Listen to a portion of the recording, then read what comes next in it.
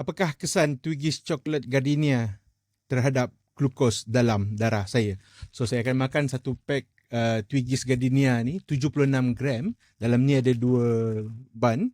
Dan selepas 2 jam, kita akan tengok CGM kat lengan saya ni untuk bacaan glukos real time saya. So, saya akan makan dulu. Dan selepas 2 jam, kita akan tengok bacaan glukos saya.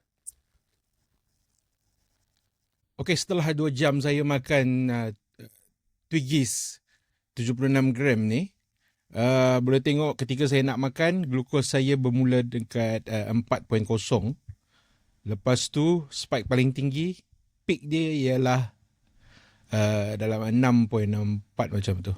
Peningkatan sebanyak 2.4 milimol per liter. Itulah yang akan terjadi kepada tahap glukos dalam darah anda jika anda makan satu paket Twiggies Gardenia 76 gram ini.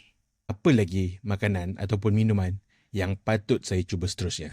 Komen dekat bawah.